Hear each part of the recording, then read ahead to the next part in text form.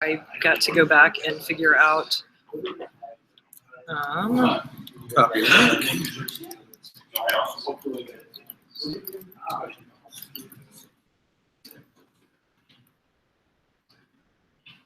Come on. That is not the Dan London that I want.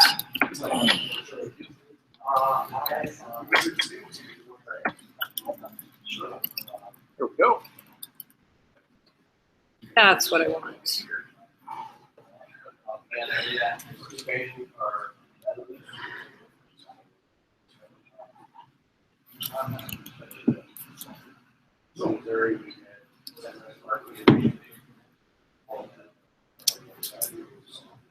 This is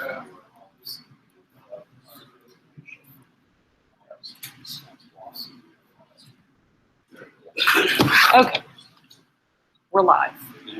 All right. All right. Thank you, everyone, for coming and being willing to sort of flip around, which is great because we got flipping the binoculars, right? And we're flipping the setup, which cool. We did it on purpose. Yeah, that's it. So I'm Leslie McIntosh. I am the organizer of this St. Louis Machine Learning and Data Science Meetup that is now a few years old. Recognizing a few faces that have been here. This is Deanna, who is the assistant organizer, and Brian, who is also some type of organizer. Hello. And entitled to go with it. So we're very happy to have you here. Welcome. Grab some pizza and food drinks if you would like.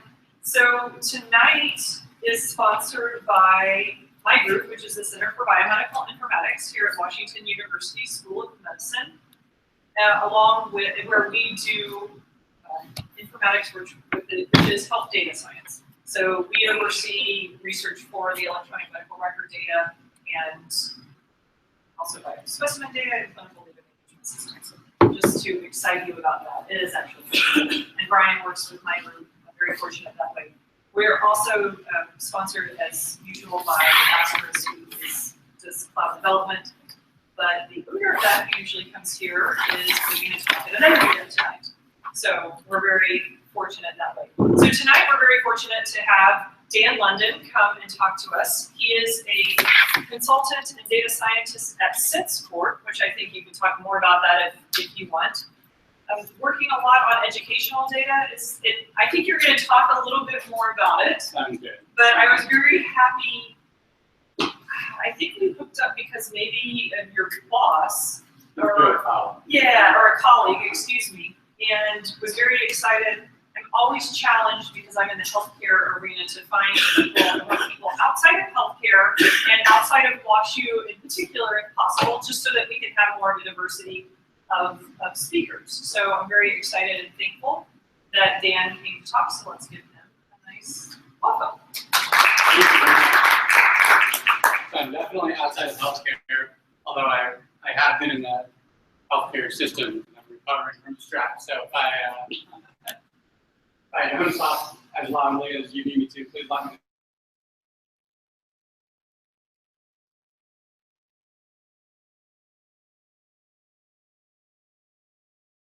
I've come to a couple of meetups before to make sure that what I'm about to do is kind of in line with what everyone's expecting, but long as we all play together and we'll have hopefully a good discussion. I think when we were trying to fix up the right time to do the presentation, everyone was pretty flexible. I think the main criteria for me was, let's pick a day where nothing major is going on in the world. Everyone's getting plenty of sleep. Everyone's calm. So I think we really picked the right week for Nailed it. Thank you everyone for coming out, and excited to share some thoughts. So my name is Dan London. I work for SenseCorp, which is a locally based consulting company. I'm in the analytics group, and my main area of expertise and location is actually telecom. So cable TV in particular, cable customer analytics. I would like to have a great origin story for that, where I was a 5-year-old boy and begging my dad to get cable TV so I could watch USA Cartoon Express after school, and that turned into my career trajectory. But that is a true story, but it's not the origin of my career. I was an attorney a long time ago and recovering from a disastrous attorney experience, like other attorneys have as well. I found myself at a telecom startup that in the Bay Area that was purchased by the Nielsen company. Ended up becoming a measurement science expert in telecom at Nielsen. Moved to St. Louis, where my wife's family is from, and I've been at SenseCorp since then in their telecom space. So SenseCorp is an IT and management consulting company. We're based here in Maplewood. This is our 20th anniversary this year. And we're divided into segments, which will come into play a little bit later. And so my segment, my home segment, is telecom. But we also consult in healthcare, public sector, financing, and other groups. So I wanted to start by introducing myself by way of some biases that I may have. So I think in some ways I may be similar to you guys. In some ways I may be a little bit distinct. So first of all, I would say that the data scientist term I'm a little bit uncomfortable with, and I wonder if it's true for others. For me, there's not really a term that I like to describe what I do. So when either a family member or a colleague asks me my role or title, consultant is easy, so normally I go with that. I think data scientist. You say I'm cool? Yeah. For me, data scientist is almost overselling and underselling for my skill set and where I come into the picture. I think it's overselling. Primarily, I work with small data. So I work with huge volumes of data, but I don't work with data in big data infrastructures. I don't work with the velocity and variety of data that some of you might do in your job. So that's one of my biases, and I'd love to learn more from your perspective, but my perspective is mainly regular old data. Another bias is that I tend to favor theory over data mining, and I'm not trying to make value judgments or be pejorative at all, but when I look at the world, when I look at an assignment, I like to learn as much as possible beforehand. I like to think more deductively than inductively. And once again, either today or in a future meeting, I'm sure there's great discussion to be had on differences in these techniques. But my guidance is more towards starting with theory, starting with hypotheses, rather than data mining to derive those. And then I was going to promise no politics, but I'll a tiny bit of politics here. So a little bit of soapbox here. So I think the other bias is to try to be humble and cautious and skeptical. And I think one of the fears that I have, or worries that I have after what's happened this week, is that it could potentially decrease people's appetite for statistics or for trusting statistics. When something happens where everyone's saying one thing's going to happen and your model is 99.9% accurate and it doesn't bear that out. So for me, I'm always more likely to err on the side of skepticism and caution. And so I think that's also kind of going to be a theme as we go on, where even if something looks like it may work, we want to approach it with caution and very methodically to make sure that we've covered all our bases. I have one more bias that probably won't come into play, but like a lot of the Michigan fan, I tend to be biased against my friends from Columbus. So one more level setting, just to let you know what I'm going to be talking about. The way that I view analytics is, one of these dirty words. I view it as kind of a three-pronged curve, a descriptive component, an explanatory component, and a predictive component. I think we all probably do work along all three, in all three pieces of the pie. The bulk of this talk and what I'll tell you about is really explanatory. So what the analysis that I did that we'll talk about is a driver analysis. It's trying to figure out correlations, looking at the past. Potentially could be leveraged for predictive analysis in the future, but that's not what I'll talk to you specifically about.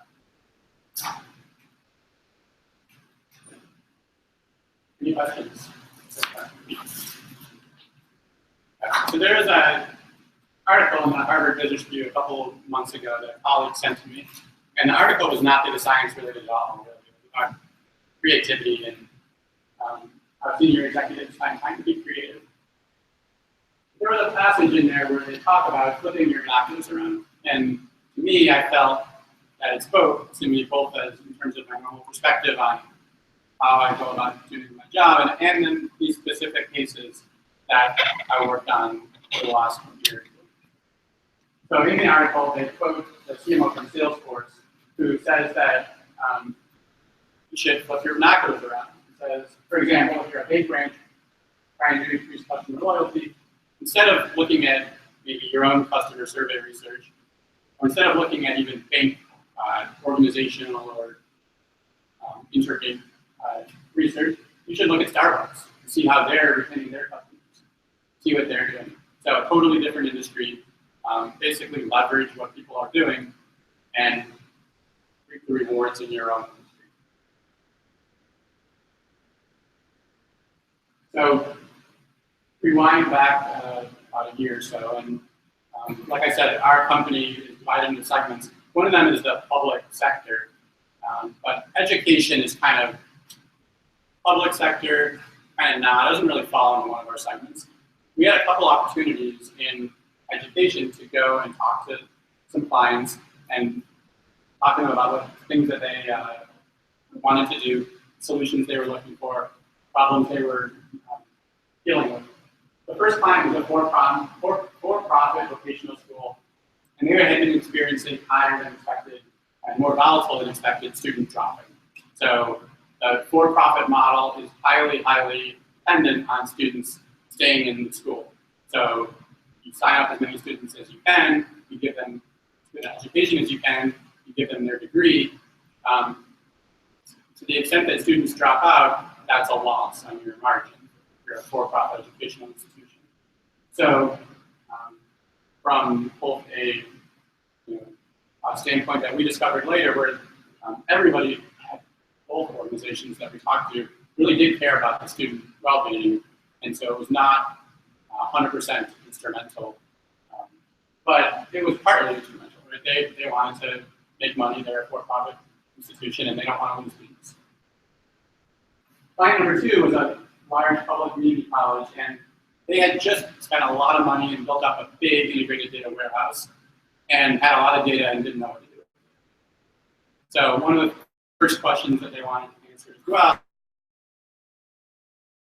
how other students graduate? What makes a given student more likely or less likely to graduate or to drop out?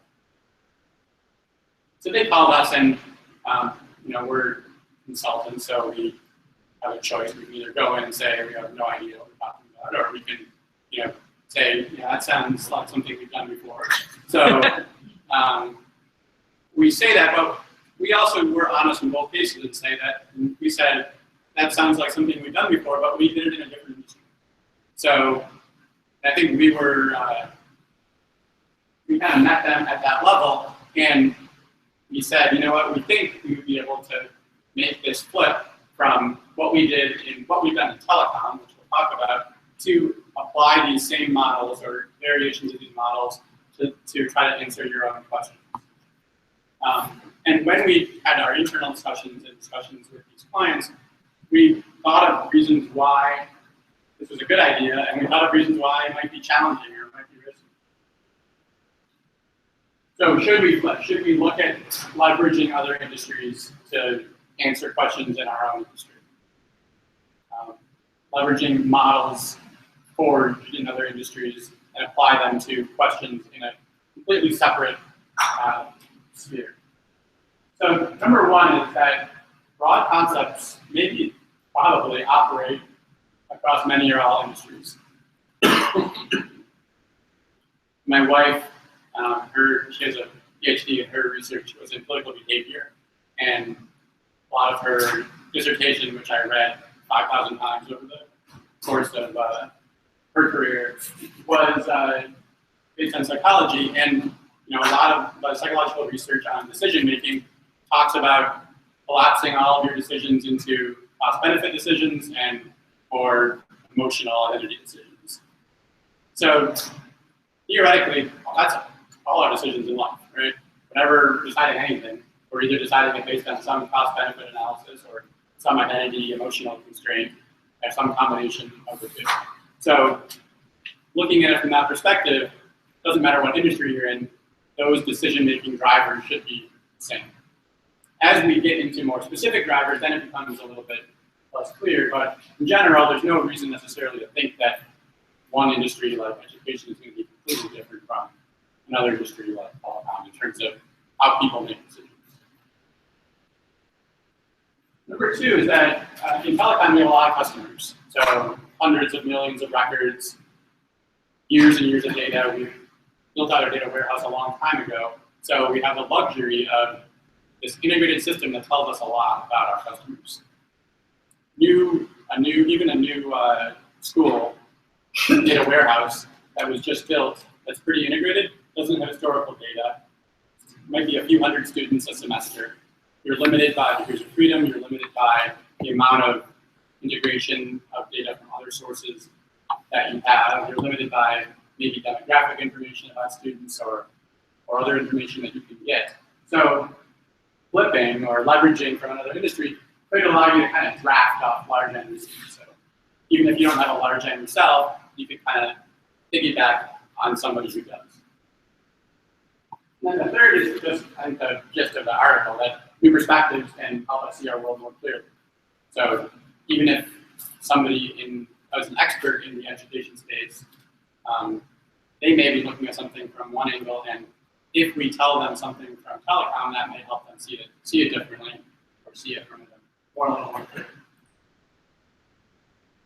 But as we went into this, we also wanted to be cognizant of the potential risks and challenges that we have when we do this. So we're obviously not going to just take a model from that describes why somebody might follow DirecTV and cancel their cable service and apply that same exact model to talking about why a student might drop out of school. So we wanted to think carefully about, well, what exactly do we need to be concerned about and how should we think about this from a theoretical perspective. So one of the potential cons is that although broad concepts may operate across all industries, some industries in particular, or some things about an industry, may be sui generis, may be unique. I was thinking about the consulting. I think number one rule is to make sure you have frequent flyer miles in every airline and hotel. Is that when you go to a client, you don't want to tell them, oh yeah, data is data. So I did it here, I can do it there, no problem. That's not what they want to hear. And you don't want to tell them, your company is no different from any other company. Right? That's not what they want to hear. And from us personally, we all kind of think we're unique. Within America, there's a concept of American exceptionalism. Sui generis, that term came from my grad school where I studied European Union, which was the way that people thought of that you can't compare it, it's just a different animal. And if you ask a lot of people, in Canada, they're probably saying, Canadian exceptionalism, we're just different, Hold her up here, you can't compare us to anybody else. So a lot of that may be just kind of our own biases and trying to think that we're different, but some of it may be real. People may, in certain situations, people may decide things uniquely in a particular industry, a particular area, compared to everywhere else. The second, this is also building on my grad school career from a long time ago, is this danger of conceptual stretching. This is a term in comparative politics where we talk about using a term and kind of losing its meaning by applying it to different things that are so different that you can't even, you're not even talking about the same thing. So a way you can envision that is by, you think about a customer, and you have a vision of a customer in your head. It could be a customer in line at Starbucks. You could also think about a customer who's in line at a doctor's office. They're both maybe technically customers because they're both paying for service, but you're comparing one to another, you're losing something because really one's a patron, one's a purchaser. really they're two different things. And if you're trying to loop them all in together, you may be doing something that's going to end up giving you bad results or end up causing you problems down the line. And then these three lead together a little bit. The third is this risk of an extrapolation fallacy. So this is kind of just the thought that if I did it here, I can do it here. If it applies here, it applies there. And maybe it is, but you need to be cautious when you think about that. And from my perspective, the way to do that is to do that theoretically. So to say, what's the story that causes this to be true here? Does that same story also hold true here? And for each of these cases, and similarly with the conceptual stretching, you want to say, okay, customer and customer, what do we really mean by a customer? And can we really equate these things? And therefore, can we adopt this concept of a customer from here and put it here?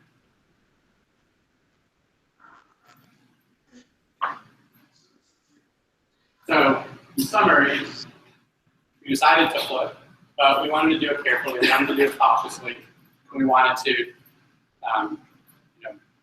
make sure we were doing things very methodologically. So the advantage of having this cable TV background is that we had really good models of cable TV customer churn. So we had millions of cases over several years, broad swaths of data. We've matured it through several iterations and refinements.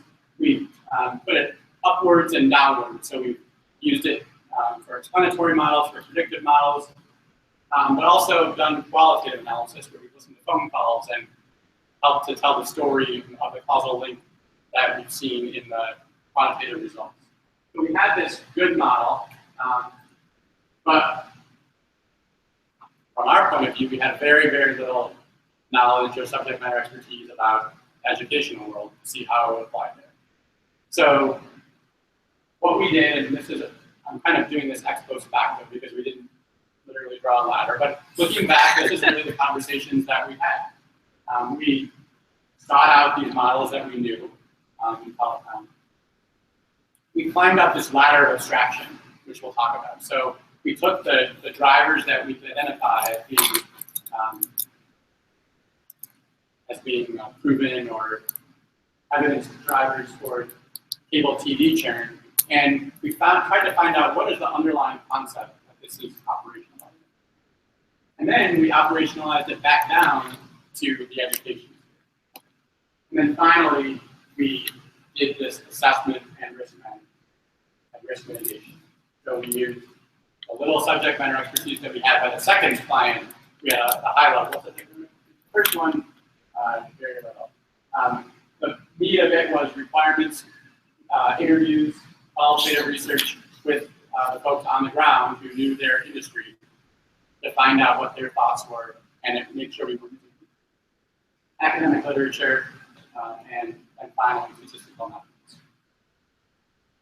So here's how it looked from a charting point of view. So we had these drivers, and this is kind of a concatenation of different models that we have used for cable TV. So you have your normal things like demographics and tenure. You have things like are they current on their payment? What kind of services do they have? What specific equipment do they have? What's their viewing behavior? Do they get good reception? Are they constantly calling into the billing queue to complain about their bill? Are they on promotion? Did they just recently get off of a promotion? Do they have a lot of competition? And then seasonality is really important in cable TV. We're looking at disconnects. The way that they measure disconnects in cable space is if you are, let's say, a DirecTV customer, and you move to you live in an apartment, and you move next door to a different apartment, you're actually counted as a disconnect and then a reconnect next door, even if you're transferring your account. So the summer months, when more people tend to move, we automatically see a lot more disconnects. So seasonality and timing is exceedingly important. And then we climb the ladder. So demographics and tenure are already kind of conceptual, but credit score becomes just general financial obstacles. Payment record becomes, are you loyal? Are you a loyal customer? Service bundle becomes your general product categories, and then your equipment becomes maybe your specific product SKUs. Your viewing behavior becomes, are you engaged as a customer? Or also your what we call campaign roll-off. So when your campaign expires and you figure out that now you're on a new promotion or now you're off a promotion, that becomes like an inflection point. So that's in many cases the time when people take the time to reassess, wait a minute, I've kind of been on autopilot for the last 12 months. I've been paying my bill automatically every month. Now all of a sudden it has my attention because somebody sent me a letter or an email telling me that something changed. Now I have an inflection point. So we try to conceptualize these to, with respect to what we think the causal mechanism is for this driver. And then we move back down into the student dropout sphere. So some of these are the same, but you go from, let's say, are you current in your payment to loyalty, and then back down to attendance. So from a student's point of view, attendance kind of shows that you're loyal to your program. From a customer's point of view, payment may say that. From a student point of view, your grades may be a signifier of how engaged you are. Whereas from a TV customer's point of view, your viewership may be the operationalization of that. So we ended up with this model towards the end, which some of these obviously we could have come up with out of the blue. We didn't need this whole exercise for. But several of them were really informed by the abstraction and then kind of the third form of kind of after abstraction, this abstraction that we did when we moved back from the conceptual to the literal. And we're left with 16 drivers of student churn. These were constituted basically the first entry into our model development. So this exercise, it didn't take weeks or months to do, but took however much time, and we're very far ahead, I think, of where we would have been had we tried to come up with these all out of the blue. But we're not nearly there yet because, like we said, we're not going to simply take what's here and apply it here without thinking about it and really focusing on the individual industry. So the final step is assessing and mitigating the risk. So the first risk is this sui generis risk. That can we even do this at all? Students are different, education is different, or telecom is different. And there were a few things that came up that really didn't make us feel that way. Not everything, but there were some things that when we talked to people who were teachers or in their retention staff or in their academic organizations, we definitely came to understand that we had not incorporated these important things into our model. So one of them is that prior credentials matter. So if you're a TV customer and you're a new customer who just connected, it doesn't really matter how much TV knowledge or knowledge of the remote control you gained in your past customer experiences. You're pretty much starting as a clean slate. As a student, it really doesn't matter. So whether you're bringing with you a GED or a high school diploma, whether you had a higher GPA or a lower GPA, whether you've kind of proven to yourself and others that you can succeed at educational institutions previously. All that is extremely important. There's a definite right censoring problem in the educational sphere that we didn't have in telecom. So school ends eventually, you get your degree. So when we look at this in terms of unit analysis, we normally look at, in a given month or in a given semester, did you drop out? But eventually, you're going to finish. And if you're a student who has a 2-year program and you're in your 24th month, the odds are flipping that you're going to finish. The odds are a very different situation with 23 months of sunk investment and only 1 more month to go to a degree versus a cable customer who, if they survive for 1 more month, will just be in their 25th month and nothing else. So the right censoring here is very things like transportation. So when we talk to teachers and we ask them, why are your students dropping out? The number one thing the students tell them is I couldn't get a ride to the program or the power broke down, something like that. So whereas in the telecom industry, the cables come to you. In education, unless you're in a remote learning, you go to the institution, and if you can't get there, then you can't learn, you can't succeed. So one thing I noticed that the travel is a full-time or part-time student.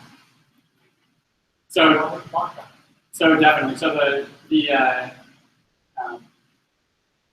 students that we dealt with in our programs were mainly full-time. So these were mainly students who were not also working.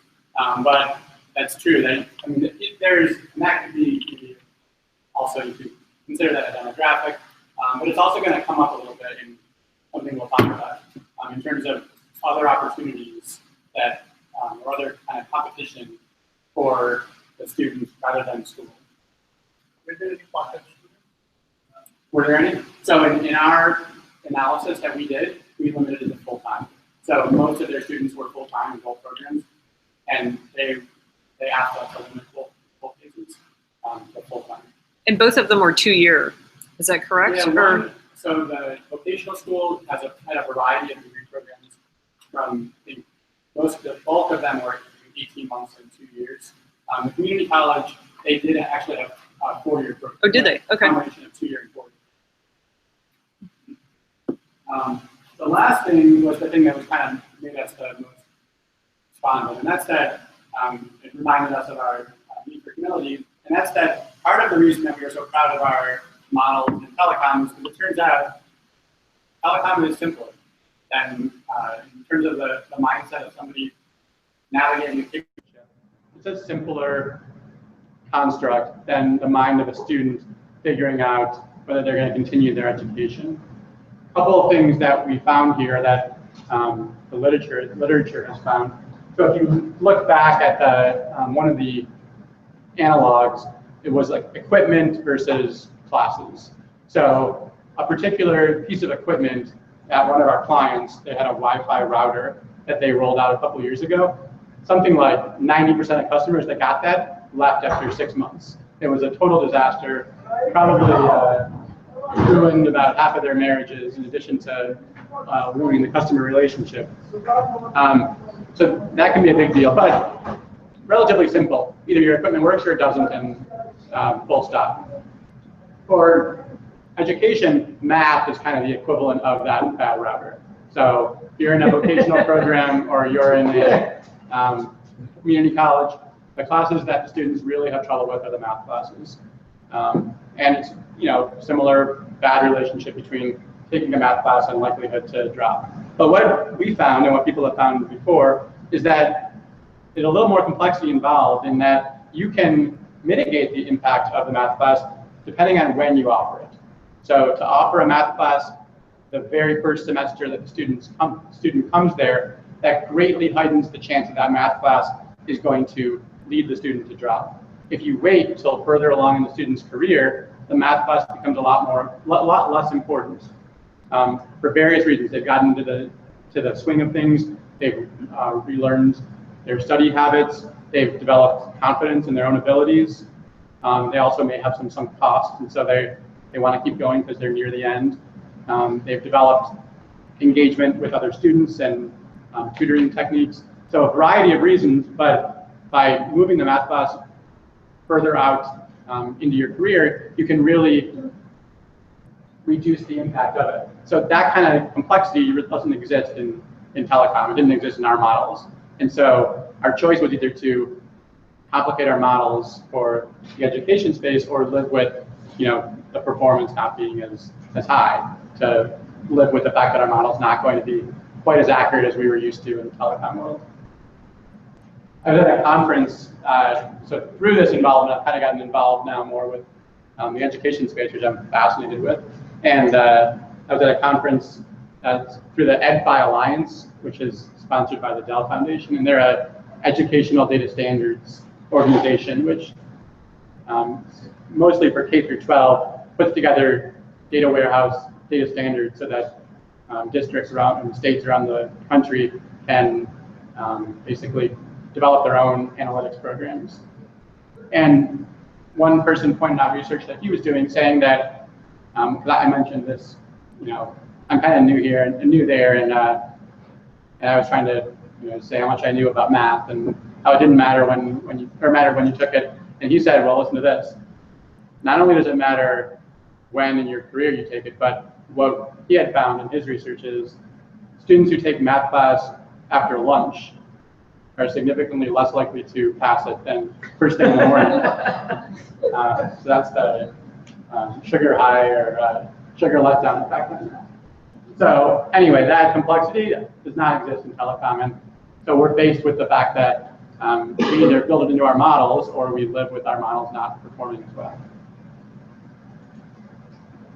So along these same lines, conceptual stretching. So when we did this ladder of abstraction and back down, a couple of things we thought of as, okay, interacting is interacting. So whether a student or whether a customer is calling up to a billing agent and asking a question, or whether a student is calling up to a teacher and asking for homework help, they're both interactions. And what we found is that it's actually the exact opposite. That from a telecom company's point of view, it's like an insurance company. You want your customers to auto pay every month, and you want to never talk to them. So your ideal customer is somebody who you haven't talked to in 10 years. They just pay their bill, and you don't talk to them, because the more they talk to somebody, that gives them, some sort of top of the mind idea that, wait a minute, should I even be with this company? And it can frustrate them if the interaction doesn't go well. So we want to keep interactions down to an absolute minimum in telecom. In education, interactions are the way forward towards engagement. Interactions build engagement. Without engagement, students tend to drop out. So students who don't interact with their teachers, with their tutors, with their advisors, and with other students tend to drop out. And so probably the first thing we were told when we went to our first client is that they have a whole new process underway to quantify and measure the number of interactions that these students have from a positive point of view. So here we are trying to create this model where we're thinking that interactions are going to cause students to drop out, and it turns out that we have the relationship backwards. And the same thing is really true in economic terms. So from a telecom point of view, it's a pretty cyclical industry. The more disposable income you have, the more you can afford your triple play bundle with HBO. From a vocational school and a community college, it tends to be countercyclical. It improves, your opportunity cost of staying in school also increases. And the value of getting your degree decreases. Because if you can get a job anyway, then why are you staying on to get the degree? So something like the economy or some exogenous economic impact, the way that we're trying to model it, we want to make sure we understand how it's going to impact education, how that impact will be different from the impact in telecom. Then finally, there's a couple situations in which things that we had found and stories that we had told in telecom just don't apply in academics. So it's kind of maybe the reverse of the first one. And number one is there's this exit reentry strategy that potentially some of you take part in every year in telecom, where your promo expires, you disconnect, you wait a couple months, suffer without whatever ESPN or HBO that you normally can get, and then you re-up with a new promotion. They try to make it a little bit more difficult. Maybe they make you wait 2 or 3 months, but you can do it pretty easily. And people take advantage of it, and it informs your decision to disconnect. In academics, in the institutions we went to, there were policies in place to dissuade that, due to probably the moral hazard problem. They don't want people to drop out and come back in willy-nilly, so they make it hard to come back in. And so from a student's point of view, the decision to drop out is a different decision maybe than from a customer's point of view. It's a decision that you can't necessarily walk back very easily a couple of months later. And so those impediments to reentry do have an impact. And then similarly, elasticity of demand from a student's point of view in the organizations that we went to, they're not necessarily price sensitive because in a lot of cases, they're getting loans which are going straight to the school. And if the price goes up, their loan goes up, but they don't really see an impact on their pocketbook. That's very different from a telecom customer who you have to pay more, you pay more. And so it's easier to see how a telecom customer may be more susceptible to price increases in terms of their decision to drop. So pretty much reached the end. So after we went through these processes and these theoretical discussions, we landed on these new logit models, some survival models as well, and we basically built models in an industry that we were not very familiar with. Are they perfect models? No.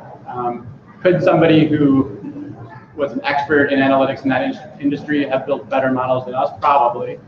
But could we have built these models in that industry without having had our experience in the other industry? And that answer is no. And are we including things that may have been neglected by people who are kind of siloed in education? And the answer is probably yes, I'd say. So I think one of the really cool things about groups like this is you have a mix of so many different industries, and I think what goes on and what went on in our heads and in our discussions should go on between all of us, in how we talk about what we do and what we can advise other people to learn from. I think to me, it's the combination of curiosity and the desire to look at things from different perspectives, but also this skepticism and humility and insistence on not just accepting something because it's one way, one place, that it's going to be one way, the same way in the other place. So I have a little more to share if we want to later, but I think I'm fine stopping now, and I would love to hear your thoughts, any experiences of similar vein that you... Yeah, keep going. Yeah. Go. So... Hang on, if we can do it, he has to get through. Sure. If we can do that very quickly. This is the commercial break, and then, all right. So this is probably the second part of this whole thing. So the first part was all focused on independent variables, right? What drives dropouts? What drives churn? The second part, as we develop these models and as we talk more, and as I've gotten more engaged with education, the dependent variable to me kind of took on more importance. And thinking about it in terms of, okay, we're talking about churn, is that even what we should be looking at? And is churn in one industry the same as churn in another industry, or is dropping out in one industry the same as dropping out in another industry? And partly it's like, it's the difference between students are people and want them to succeed, and telecom companies are, want money. So partly it's money versus people. And from a telecom point of view, you don't care if you have 2 customers or 1 customer, as long as you average out the price to be the same. And in reality, you'd rather have 1 customer because it's cheaper to service that customer. So from a corporate point of view... Hang on, I think we may need one more commercial break. Yeah. Thanks. From a corporate point of view, I think that that can inform what you're trying to explain. But in education, I think one of the things that we found is that really the ultimate goals of the people that we were working with wasn't necessarily just to keep the kids in school. It was this goal team. And that obviously doesn't exist in the telecom world. Nobody, DirecTV or Charter or Comcast don't care if my goals of finishing the Americans or watching the whole season of Westworld are attained. They just want to keep me as a customer. But in education, it really is more than just staying. It's what are you doing while you're here? I think that's something that if we had been more involved and more knowledgeable when we came in, we probably would have challenged our clients to talk about that and to say, is all you care about passage, or do we want to start measuring other things, other outcomes, other definitions of success as well? And I think our bias towards churn and disconnects caused us to not even visit this avenue. And I think as we've kind of explored it further, that it's taken on more importance. All right, but in terms of the models themselves, I don't have results on my slides, but I can kind of go through. Or why don't we first open it up, and then if you want to talk about specific things and what we found. I have a question. Yes. So, data. Sorry, I have a thing. Is there any specific way you analyze how you do use the access ratio and use the Yeah. So literally. Can you repeat the question? Yeah. So sure. I think the question was when we were doing this conceptual ladder up or down. Yeah, it was literally an Excel spreadsheet. So it was literally putting a bunch of drivers in one column and trying to figure out. And I think we did it two different ways, really. I think in one, I'm thinking of a couple different interactions in which we did this. In one, we didn't actually formally use that ladder. So we said, okay, cable customer is a student. And we said reception quality is teaching quality. And I have an email from a colleague to me where she did it one way. She came up with a list of like 12, and I took her 12, and 8 of the 12, I had different answers. Some of them were different order, different matchups. Some of them were completely different ones. And I think when we saw that, we took a step back and we said, well, let's try to figure out theoretically what we're really trying to describe here.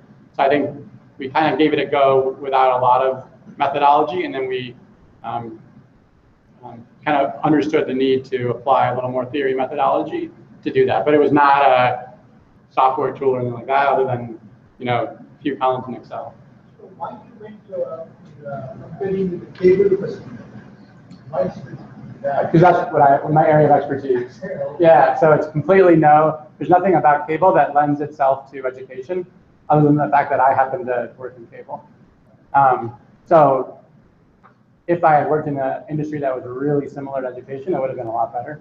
Probably a lot easier, but and again, if I had worked in coal mining, then might not have gotten this far. So. Have there been any situations besides this one where you did get a client and in no way did your deep background cable apply? In that instance, what was your how did you? Yeah, it's a good question. From me personally, the answer is no. So I within my consulting company, outside of telecom, I've worked in education and in finance and in retail, but it's all customer. Nothing was that different. If I had a situation where it was different, I think that's interesting. And I think, so I guess the question is there a limit that you can cross where it's no longer worth it, where it's so different that, and I'm sure that's the case. But there's also, there are these universal things that you can bring into to any analysis. I think that the value of those universal things is going to be diluted the further away you become. So what are the results? So in terms of what's important, Yeah. so many of the same drivers that we found in telecom were found to be significant in the education sphere.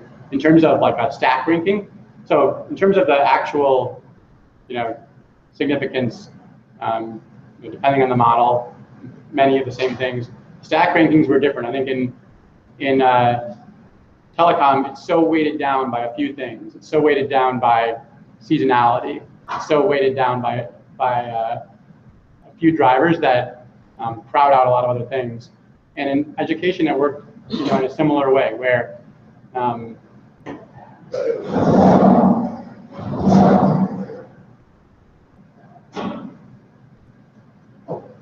sorry.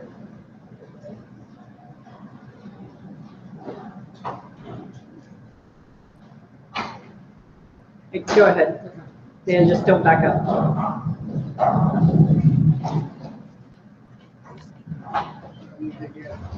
Oh, sure.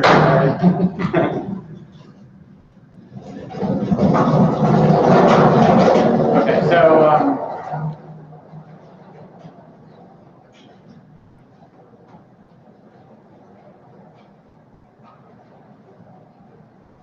so what we found in, let's say, the first client,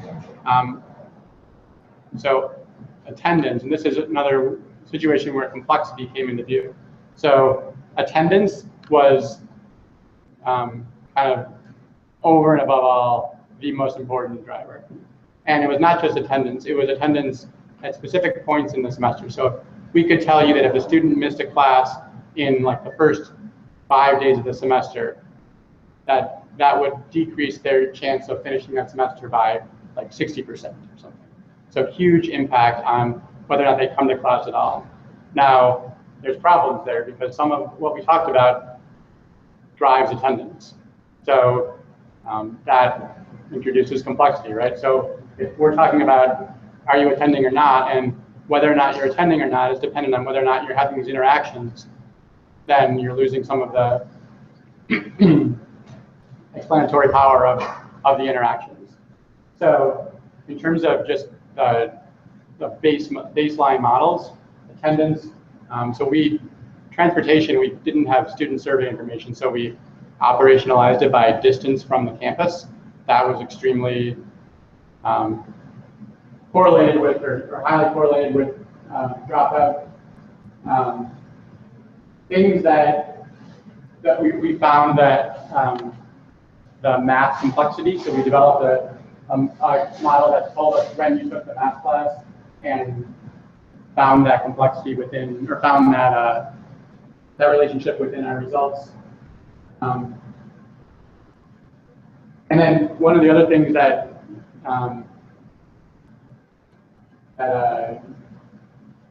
of actually did operate the same was this concept of seasonality. So the first school had 10-week terms. So rather than having like semesters, you end up having something like 8 10-week terms or something like that.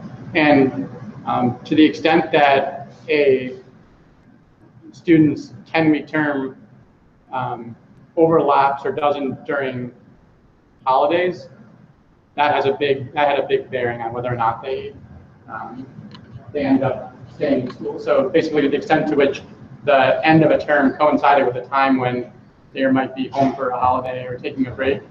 So I think some of these things where we've conceptualized it up to decision points or something like that, I think that we found. Sorry, I should have prepared more and brought the the results. And I'm trying to look back, and this was over a year ago when we presented it.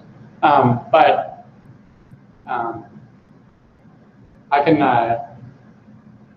If you follow up online in the meetup, that would be great. Sure.